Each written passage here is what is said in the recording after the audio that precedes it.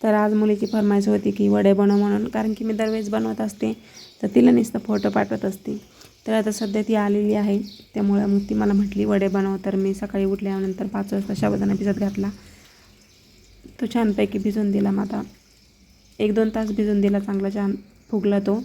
त्यानंतर आता बटाटे उकडून घेतले आणि मिक्सरमध्ये शेंगदाण्याचा कूट, हिरवी मिरची आणि मीठ एवढं मिश्रण काढून घ्यायचं आणि छानपैकी मळून घ्यायचं आणि असे छोटे छोटे वडे तयार करून घ्यायचे. छानपैकी मंद आचेवर लालसर रंग होईपर्यंत तळून घ्यायचे आणि थोडेसे पातळच बनवायचे वडे, म्हणजे आतमध्ये कच्चे राहत नाही. छानपैकी असे बारीक गॅसवर तळून घ्यायचे मस्त. आणि आता बनवत आहे चहा. तर ती म्हटली चहा बनव, तर चहा आणि वडे छानपैकी आता नाश्ता करणार आहे.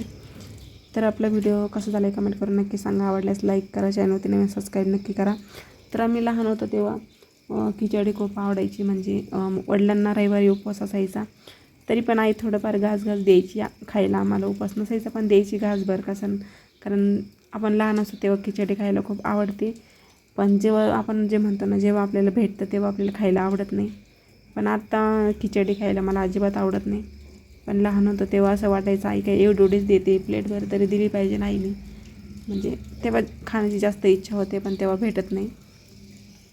आणि आता आपण स्वतः म्हणजे आणू शकतो, खाऊ शकतो, करू शकतो, पण खायला अजिबात आवडत नाही.